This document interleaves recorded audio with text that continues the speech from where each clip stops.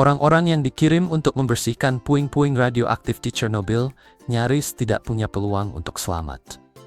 Di bawah pembangkit itu tersembunyi gumpalan material radioaktif raksasa yang begitu mematikan, hingga berdiri di dekatnya hanya selama 1 menit saja bisa merenggut nyawa.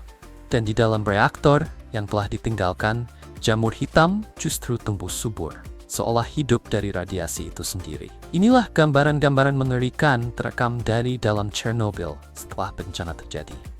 1. Orang-orang yang membersihkan puing radioaktif di Chernobyl. Pada tahun 1986, segera setelah ledakan Chernobyl, sekelompok orang yang dikenal sebagai likuidator dikumpulkan untuk menangani limbah radioaktif. Foto ini memperlihatkan sebagian dari mereka saat bekerja. Jika diperhatikan dengan saksama, di bagian bawah gambar tampak garis-garis putih aneh pada film. Itu bukan akibat kebocoran cahaya atau kerusakan kamera. Garis-garis tersebut muncul karena radiasi secara langsung mengenai kristal perak pada film. Tingkat radiasinya begitu tinggi sampai-sampai ia meninggalkan jejaknya sendiri pada bahan yang dipakai untuk merekam upaya manusia menghadapi bencana itu. Banyak dari para pekerja ini bukan tenaga profesional yang terlatih untuk menghadapi kondisi seperti ini.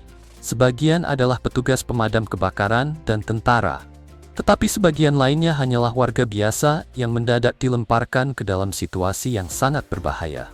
Peralatan pelindung yang mereka miliki sangat terbatas, sehingga beberapa di antaranya terpaksa berimprovisasi dengan apapun yang tersedia, termasuk kulit dan lembaran timbal.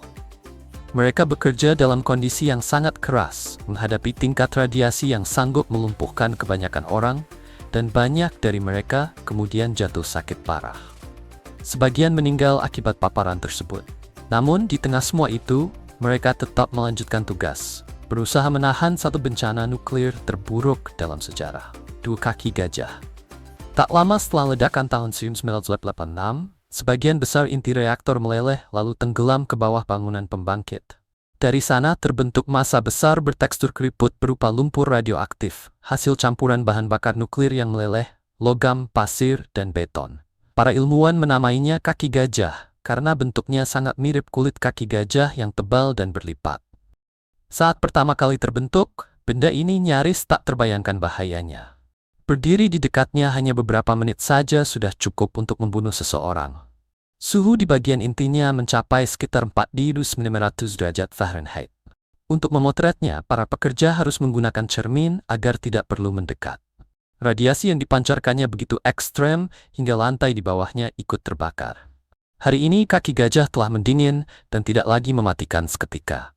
Meski begitu, benda ini masih menjadi salah satu objek paling radioaktif di bumi, tersembunyi jauh di dalam fasilitas tersebut. Jamur hitam yang tumbuh di berbagai bagian Chernobyl. Lalu ada jamur hitam di dalam reaktor yang rusak menempel pada dinding di area-area dengan radiasi paling tinggi. Para ilmuwan menemukan jamur bernama Cladosporium sphaerospermum. Organisme ini bukan sekadar mampu bertahan terhadap radiasi, ia justru tumbuh mendekatinya. Jamur ini mengandung melanin dalam konsentrasi tinggi, yang digunakannya untuk menangkap radiasi penion, lalu mengubahnya menjadi energi kimia untuk pertumbuhan. Para ilmuwan menyebut proses ini sebagai radiosintesis. Pada dasarnya, ini mirip fotosintesis, tetapi bukan cahaya matahari yang menjadi sumber energinya, melainkan sinar gamma yang mematikan. Percobaan membuktikan bahwa jamur ini tumbuh lebih cepat saat terpapar radiasi dibandingkan ketika dijauhkan darinya. NASA dan lembaga antariksa lainnya kini menelitinya sebagai calon pelindung biologis bagi astronaut dalam misi jangka panjang, ketika radiasi kosmik menjadi salah satu ancaman kesehatan utama. 4. Katak pohon timur dengan kulit hitam sepenuhnya. Di beberapa wilayah Chernobyl, para ilmuwan menemukan hal yang sangat tidak biasa. Katak pohon timur dengan kulit yang sepenuhnya hitam. Dalam kondisi normal, katak-katak ini berwarna hijau atau coklat muda. Namun, di area yang terkontaminasi, banyak di antaranya berubah menjadi hitam pekat, kondisi yang dikenal sebagai melanisme. Para peneliti menduga katak-katak ini memproduksi lebih banyak melanin untuk melindungi diri dari sinar ultraviolet berbahaya, atau bahkan dari radiasi. Mereka belum sepenuhnya yakin apakah radiasi menyebabkan perubahan genetik atau hanya memicu peningkatan produksi melanin. Tetapi satu hal sudah jelas, bencana itu memainkan peran penting. 5. 2 pekerja pembersihan di ladang dalam zona eksklusi. Dua pekerja ini berjalan melintasi sebuah ladang di dalam zona eksklusi. Mereka mengenakan pakaian pelindung kimia yang tebal serta masker gas penutup wajah penuh. Sekilas pakaian itu tampak aman, tetapi perlindungannya sangat terbatas terhadap jenis radiasi yang mereka hadapi. Fungsinya terutama untuk mencegah debu radioaktif menempel pada kulit, bukan untuk benar-benar menghentikan radiasi itu sendiri. Di tangan mereka ada alat ukur radiasi model lama, perangkat yang bahkan sudah ketinggalan zaman saat kecelakaan itu terjadi. Alat tersebut bukan pilihan ideal untuk mengukur perubahan tingkat radiasi yang cepat di area terbuka seperti ladang, tetapi hanya itu yang tersedia. Tugas mereka adalah memeriksa tanah dan tanaman muda guna mengetahui seberapa besar kontaminasi yang telah mengendap di sana. Tanaman dari ladang-ladang ini tidak akan dipanen ataupun dikonsumsi. Para ilmuwan juga membiarkan area tersebut tetap tak tersentuh, agar mereka bisa mengamati dampak jangka panjang radiasi terhadap tanah dan tumbuhan. 6. Tiga pria yang memanjat cerobong di samping reaktor yang hancur. Beberapa bulan setelah bencana itu terjadi, Uni Soviet ingin menunjukkan satu simbol terakhir bahwa pembersihan atap reaktor nomor 3 telah selesai. Perintah pun diberikan kepada 3 orang pria untuk memanjat cerobong di samping reaktor yang hancur dan menanamkan bendera merah di puncaknya. Satu-satunya jalur menuju atas adalah tangga spiral setinggi 25 lantai, dan semua orang yang terlibat tahu bahwa tingkat radiasi di sana masih sangat tinggi. 2 kali kru helikopter mencoba menjalankan tugas itu, dan 2 kali pula mereka terpaksa kembali. Akhirnya, misi tersebut diberikan kepada 3 likuidator. Spesialis radiasi Alexander Yorenko yang membawa tiang bendera, Valery Stromov yang memegang bendera, dan Letnan Kolonel Alexander Saltnikov yang bertugas mengoperasikan radio sekaligus menghitung waktu. Mereka diberi batas waktu hanya 9 menit. Lebih dari itu, dosis radiasi yang mereka terima akan menjadi sangat berbahaya. Mereka menaiki tangga itu, mencapai puncak, lalu menancapkan bendera dengan kokoh di atas reruntuhan reaktor yang meledak beberapa bulan sebelumnya. Setelah itu, mereka turun kembali melalui tangga sempit yang sama, sadar bahwa mereka baru saja berdiri di salah satu tempat paling radioaktif di bumi. Dan setelah misi itu selesai, apa hadiah yang mereka terima? Sebuah penghargaan khas gaya Soviet. Masing-masing diberi sebotol Pepsi, barang mewah yang langka saat itu, serta cuti 1 hari sebelum kembali bekerja. 7. Evgeny Yashin. Evgeny Yashin 40 tahun ketika bencana itu terjadi. Ia bekerja sebagai ahli kimia di pembangkit tersebut dan sedang berada di dalam bus menuju tempat kerja saat melewati reaktor nomor 4. Saat itulah ia melihat dinding bangunan itu telah runtuh sepenuhnya. Ia menggambarkan pemandangan itu seperti cahaya dari tungku besar di pabrik baja. Tanpa menunggu, ia langsung memimpin tim berisi 300 orang menerobos air radioaktif setinggi lutut untuk mengendalikan sistem pendingin. Bertahun-tahun kemudian, ia mengidap kanker. Dan inilah kata-katanya yang begitu mengguncang. Sangat sedikit rekan kerja saya yang masih hidup. Saya sendiri pun heran masih bisa bertahan hidup sampai sekarang. 8. Pripyat. Pripyat dibangun pada tahun 1970 khusus untuk menampung para pekerja PLTN Chernobyl beserta keluarga mereka. Pada masa jayanya, sekitar 50.000 orang tinggal di sana.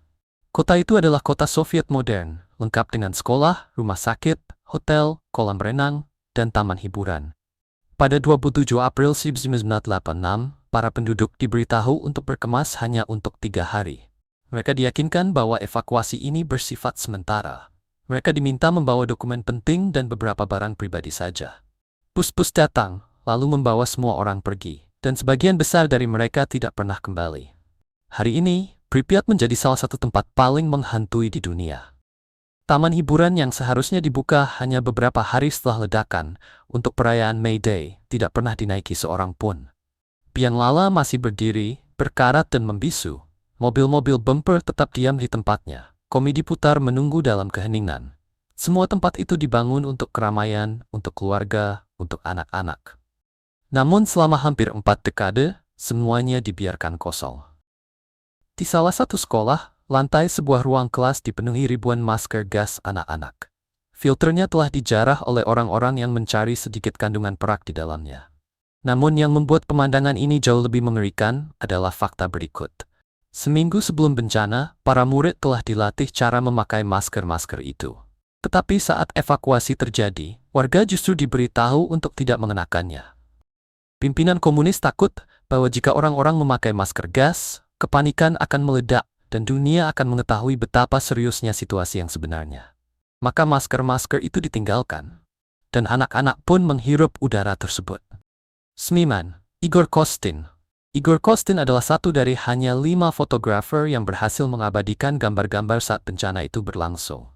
Ia bekerja untuk kantor Persnovosti milik Soviet dan dikirim untuk mendokumentasikan dampak langsung dari kecelakaan tersebut. Namanya mungkin tidak terlalu dikenal, tetapi kemungkinan besar banyak orang pernah melihat hasil fotonya. Foto-foto udara yang ia ambil dari pembangkit itu kemudian menjadi sangat terkenal. Pada masa itu, gambar-gambar tersebut memperlihatkan skala kehancuran yang sesungguhnya di saat pemerintah Soviet masih berusaha mengecilkan kenyataan. Namun ia tidak berhenti pada dampak awal saja. Ia juga merekam akibat jangka panjangnya, termasuk kelainan bentuk serta hewan-hewan yang lahir di wilayah terkontaminasi. Berkali-kali ia kembali memasuki zona eksklusi demi mendokumentasikan kehancuran yang ditinggalkan radiasi nuklir. Igor Kostin meninggal pada tahun 2016 dalam usia 28 tahun. 10. Alexander Yuvchenko. Alexander Yuvchenko sedang bertugas dalam shift malam ketika ledakan itu terjadi. Pintu-pintu kantornya terpental akibat tekanan ledakan. Di tengah kekacauan, ia berlari mencari perlindungan, tanpa mengetahui apakah perang baru saja pecah. Ketika ia sampai di ruang kendali, ia menemukan seorang rekannya mengalami luka bakar radiasi yang begitu parah, hingga wajahnya hampir tidak bisa dikenali. Ia juga melihat para pekerja yang dikirim untuk menurunkan batang kendali ke dalam reaktor secara manual. Mereka tidak pernah kembali. Menjelang pukul 5 pagi, Alexander Yuvchenko sudah terlalu lemah untuk berjalan. Ia segera dilarikan ke rumah sakit dengan luka bakar radiasi yang parah. Namun entah bagaimana, ia berhasil bertahan hidup. 11. Ledakan Chernobyl tahun 1986 bukan kecelakaan yang datang tiba-tiba. Ledakan di Chernobyl pada tahun 1986 sebenarnya bukanlah peristiwa yang benar-benar tak terduga. Dokumen KGB yang kemudian dibuka ke publik menunjukkan bahwa pada tahun 1982, 4 tahun sebelum bencana besar itu, kebocoran radiasi sudah terjadi di area Chernobyl. Warga yang tinggal di sekitar lokasi mulai menyadari munculnya penyakit-penyakit aneh, hewan-hewan mati dalam jumlah besar. Namun tidak ada pengumuman resmi. Di dalam catatan internal, KGB menegaskan bahwa prioritas mereka adalah mencegah kepanikan dan menghentikan apa yang mereka sebut sebagai rumor yang provokatif. Memasuki tahun 1983, laporan ke Moskow sudah menggambarkan Chernobyl sebagai salah satu pembangkit nuklir paling berbahaya di Uni Soviet karena minimnya perlengkapan keselamatan dasar. Pada tahun 1984, keadaan darurat kembali terjadi di lokasi itu. Sekali lagi, semuanya ditutupi. Bahkan desain reaktor RBMK sendiri sudah diketahui tidak stabil. Batang kendali yang seharusnya menghentikan reaksi saat keadaan darurat justru memiliki ujung grafit yang dapat menyebabkan lonjakan daya sesaat sebelum akhirnya menurunkannya. Dan ketika reaktor nomor 4 akhirnya meledak, penutupan informasi langsung berlanjut. Pada 25 April, tepat 2 hari setelah bencana, media resmi Soviet baru mengakui bahwa sebuah kecelakaan telah terjadi. Namun, mereka hanya menggambarkannya sebagai kebakaran kecil. Pada saat yang sama, surat kabar yang dikendalikan negara justru menampilkan berita tentang prestasi olahraga Soviet dan angka-angka produksi pertanian untuk mengalihkan perhatian publik.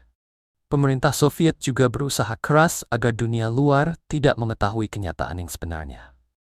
Ketika jurnalis dan ilmuwan asing mencoba mengambil sampel tanah dan air untuk mengukur tingkat kontaminasi secara mandiri, KGB mencegat mereka.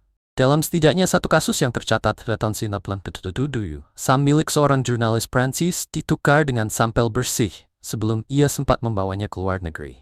Sementara itu, orang-orang biasa yang tinggal ratusan mil dari pembangkit tetap memakan makanan yang telah terkontaminasi dan menghirup debu radioaktif, tanpa sedikit pun menyadari bahwa ada sesuatu yang sangat salah.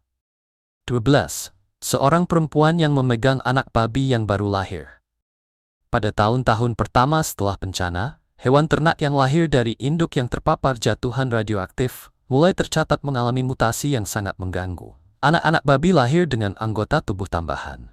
Anak sapi memperlihatkan cacat wajah yang parah.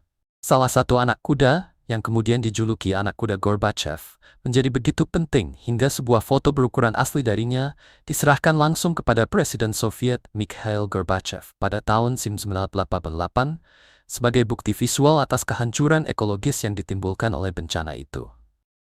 Если сапает не курсту от стампромплagir, if скорис benani, it absmoletsene fueng. Kota-kota utuh dikubur.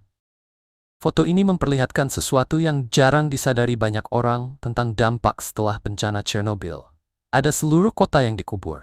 Sebuah bulldozer sedang menggali parit untuk sebuah rumah yang sebentar lagi akan didorong masuk ke dalamnya. Ketika radiasi menyebar, regu pembersih Soviet diperintahkan menghancurkan segala sesuatu yang tidak bisa didekontaminasi. Rumah, lumbung, sekolah, semuanya masuk daftar. Mereka bergerak dari satu desa ke desa lain, menandai bangunan dengan tanda X besar sebelum dihancurkan. Lalu bulldozer datang, dinding-dinding diratakan, puing-puing didorong ke dalam lubang, dan di beberapa tempat, semuanya bahkan ditutup lagi dengan lapisan beton. 12. Kebakaran yang menyebarkan unsur radioaktif. Zona eksklusi Chernobyl telah mengalami beberapa kebakaran hutan selama bertahun-tahun. Dan setiap kebakaran itu memunculkan kekhawatiran serius terhadap lingkungan maupun kesehatan manusia. Kebakaran-kebakaran ini sangat berbahaya karena mampu menyebarkan kembali unsur-unsur radioaktif seperti cesium-137, strontium-90, dan plutonium yang mengendap di wilayah tersebut setelah bencana. Ketika tumbuhan yang terkontaminasi terbakar, asap dan abu dapat membawa partikel radioaktif menempuh jarak yang jauh, sehingga radiasi berpotensi menyebar melampaui area kebakaran itu sendiri. Inilah yang menjadikannya ancaman besar, baik bagi pengelolaan lingkungan maupun bagi kesehatan publik. Dari sisi ekologi, penyebaran ulang bahan radioaktif dapat memengaruhi banyak organisme, mengubah tingkat mutasi, dan mengganggu kestabilan ekosistem. Bagi penduduk di sekitar wilayah tersebut, ada risiko paparan melalui partikel radioaktif yang terhirup bersama asap yang dapat menimbulkan dampak kesehatan jangka panjang. Karena itu, menangani kebakaran di Chernobyl bukan sekadar soal memadamkan api, melainkan juga soal memantau dan membatasi penyebaran radiasi. Itulah sebabnya, tugas ini menjadi sangat rumit bagi petugas pemadam kebakaran dan para ahli keselamatan radiasi. 15. Andrei Khrushchev. Tak ada kisah tentang Chernobyl yang benar-benar lengkap tanpa menyentuh legenda-legenda yang lahir dari tempat ini. Karena ketika sebuah bencana begitu besar, begitu traumatis, dan begitu tertutup oleh rahasia, pikiran manusia hampir selalu mencoba mengisi kekosongan itu dengan sesuatu. Pada tahun 1997, fisikawan nuklir Andrei Khrushchev memasuki zona eksklusi untuk mengukur tingkat radiasi di luar reaktor nomor 4 yang telah disegel. Saat bekerja di luar ruang kendali yang tertutup itu, ia mendengar suara seseorang berteriak meminta tolong dari dalam. Ia segera berlari ke atas untuk melaporkannya. Namun ia justru diberitahu bahwa dirinya adalah orang pertama yang membuka pintu ruang kendali itu dalam 3 tahun terakhir. Satu-satunya jalan masuk ke reaktor lama hanyalah melalui pintu yang tadi ia lewati. Jika memang ada orang yang masuk, alarm yang membutuhkan kata sandi dan sidik tangan seharusnya langsung aktif. Tetapi tidak ada alarm yang berbunyi. Malam harinya ketika ia sedang makan di tepi sungai, ia melihat lampu sorot menyala dari dalam instalasi yang masih tersegel. Tidak seharusnya ada siapapun di sana. Rekannya mencoba memberi penjelasan, mungkin hanya lonjakan listrik. Tetapi begitu kalimat itu selesai diucapkan, lampu tersebut langsung padam. Lalu ada kisah tentang burung hitam Chernobyl. Dalam minggu-minggu sebelum ledakan, sejumlah pekerja pembangkit mengaku melihat makhluk bersayap raksasa dengan mata merah menyala terbang di atas fasilitas itu. Mereka yang mengaku melihatnya juga berkata bahwa setelah kejadian itu, mereka dihantui mimpi-mimpi buruk dan panggilan telepon bernada ancaman. Sosok ini sangat mirip dengan Mothman, entitas serupa yang dilaporkan muncul di Point Pleasant, West Virginia, menjelang runtuhnya jembatan Silver pada tahun 1967 yang menewaskan 46 orang. Apakah burung hitam itu benar-benar fenomena paranormal, halusinasi massal yang lahir dari tekanan dan ketakutan, atau sekadar legenda yang tumbuh setelah tragedi? Kisah itu tetap menjadi salah satu cerita paling melekat pada nama Chernobyl, dan belum selesai sampai di situ. Ada pula laporan tentang UFO. Pada malam ledakan, Seorang saksi mata bernama Mikhail Faritsky melaporkan melihat bola api berdiameter sekitar 20 hingga 26 kaki bergerak perlahan di langit di atas reaktor. Ia menggambarkan dua berkas cahaya merah tua memancar ke arah unit keempat. Objek itu bertahan sekitar 3 menit, lalu cahayanya mati dan ia terbang menjauh ke arah barat laut.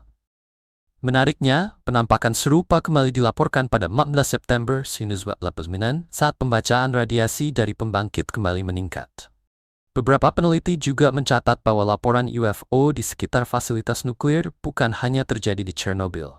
Fenomena serupa juga muncul setelah bencana Fukushima di Jepang pada tahun 2011. 16. Serigala di Chernobyl. Serigala-serigala di Chernobyl tidak sekadar bertahan hidup. Mereka mungkin sedang berevolusi. Pada tahun 2014, Dr. Tara Love bersama timnya dari Princeton masuk ke zona eksklusi dan memasang kalung GPS pada beberapa serigala untuk melacak pergerakan mereka. Kalung itu bukan hanya menunjukkan kemana mereka pergi, tetapi juga mengukur paparan radiasi secara langsung dari waktu ke waktu. Setiap hari, serigala-serigala ini terpapar tingkat radiasi 6 kali lebih tinggi daripada batas yang dianggap aman bagi manusia. Dalam kondisi normal, itu seharusnya mematikan.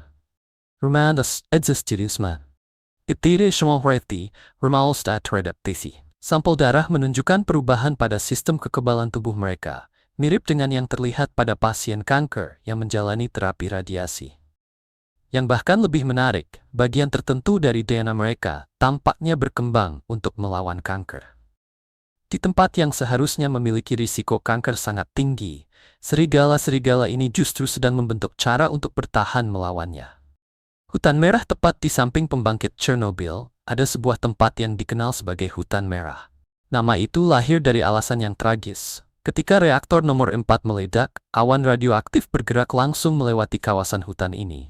Dalam hitungan jam, pohon-pohon pinus di sana berubah menjadi kemerahan. Mereka pada dasarnya mati hampir seketika akibat paparan radiasi. Seluruh hutan itu runtuh. Namun seiring berjalannya waktu, pohon-pohon baru mulai tumbuh kembali. Meski begitu, mereka tidak benar-benar tumbuh seperti sebelumnya. Para ilmuwan menemukan banyak pohon dengan pola pertumbuhan yang tidak biasa. Ada yang batangnya melintir, cabangnya kerdil, atau tumbuh dalam sudut yang ganjil. Sebagian menunjukkan perubahan warna yang aneh, sebagian lainnya memiliki percabangan yang tidak normal. Bahkan sampai sekarang, puluhan tahun kemudian, tingkat radiasi di hutan merah masih termasuk yang tertinggi di seluruh zona eksklusi. Hutan ini bekerja seperti spons, sehingga ketika hujan turun, partikel-partikel radioaktif bisa kembali bergerak masuk ke dalam tanah. Remibluts, Firebug. Kalau ingin melihat bukti visual yang jelas tentang mutasi akibat Chernobyl, lihatlah Firebug. Serangga kecil berwarna merah dan hitam ini biasanya mudah dikenali karena pola tubuhnya yang khas. Namun di dalam zona eksklusi, para peneliti mulai menemukan Firebug yang tampak sangat berbeda. Pola pada tubuh mereka berubah. Sebagian memiliki tanda di tempat yang seharusnya tidak ada. Sebagian lainnya kehilangan bagian tertentu sama sekali. Ilmuwan Timothy Mosso dan Anders Moller melakukan penelitian dan menemukan bahwa serangga yang hidup lebih dekat ke reaktor memiliki kemungkinan lebih besar mengalami kelainan bentuk. Remaji moderate specimen membandingnya dengan Firebug di zona XT dan semkiu das. 19. Anjing-anjing Chernobyl. Pada tahun 2023, sebuah penelitian lain menemukan perbedaan genetik yang jelas antara anjing-anjing di Chernobyl dan anjing-anjing yang hidup hanya 10 mil jauhnya, di kota Chernobyl. Tidak semua hewan di sekitar Chernobyl benar-benar liar, karena ada sekitar 900 anjing liar di sana. Sebagian besar merupakan keturunan hewan peliharaan yang ditinggalkan saat evakuasi. Dokter hewan, ahli radiasi, dan para relawan dari kelompok bernama The Chernobyl Dogs telah menangkap anjing-anjing ini, memberi vaksin, lalu menandai mereka. Sebagian dari mereka kini juga dipasangi kalung pelacak radiasi. Anjing-anjing ini membantu memetakan tingkat radiasi di seluruh zona eksklusi, sekaligus meneliti dampak bencana yang masih berlangsung. Para ilmuwan sulit memantau sebagian besar hewan liar di wilayah itu dari dekat. Tetapi mereka bisa mengikuti pergerakan anjing-anjing ini yang juga terus terpapar radiasi. Pengunjung diingatkan untuk tidak mengelus anjing-anjing tersebut, seberapapun ramahnya mereka, guna mengurangi risiko paparan radiasi. Hewan-hewan ini juga menunjukkan tingkat katarak yang lebih tinggi, karena mata termasuk jaringan yang paling cepat memperlihatkan tanda-tanda paparan radiasi kronis. Namun tidak semuanya suram. Keanekaragaman genetik unik yang mereka miliki justru menjadikan mereka sangat berharga untuk penelitian masa depan. Para peneliti ingin memahami dampak genetik jangka panjang dari lingkungan dengan radiasi tinggi terhadap mamalia besar, sekaligus mencari petunjuk tentang bagaimana manusia mungkin dapat bertahan dalam kondisi semacam itu. 20. Kuda Przewalski. Di tengah semua kisah gelap itu, ada satu cerita yang memberi sedikit harapan. Seekor spesies kuda liar yang terancam punah justru pulih berkat Chernobyl. Smithsonian National Zoo and Conservation Biology Institute menyebut kuda Przewalski sebagai kuda liar sejati terakhir. Dahulu hewan ini tersebar luas di Asia dan Eropa, namun populasinya terus menurun hingga nyaris lenyap. Menjelang akhir 1960-an, mereka bahkan dianggap telah punah di alam liar. Namun, para ahli ekologi asal Inggris, Mike Wood dan Nick Beresford, yang meneliti dampak radiasi terhadap satwa liar di Chernobyl, mengamati bahwa kuda-kuda ini justru berkembang dengan baik di dalam zona eksklusi. Pada akhir 1990-an, sekitar 30 ekor dilepas di sisi Ukraina dari wilayah tersebut, dan sejak itu jumlahnya telah bertambah menjadi lebih dari 200 ekor. Rekaman kamera jebak menunjukkan bahwa beberapa kuda generasi awal masih hidup, sementara foto-foto anak kuda menandakan bahwa populasinya terus tumbuh. Kalau kisah ini membuatmu berpikir, tuliskan di kolom komentar bagian mana dari cerita Chernobyl yang paling membekas bagimu. Apakah tentang para likuidator, hewan-hewan yang berubah, atau upaya penutupan fakta yang dilakukan setelahnya? Terima kasih sudah menonton.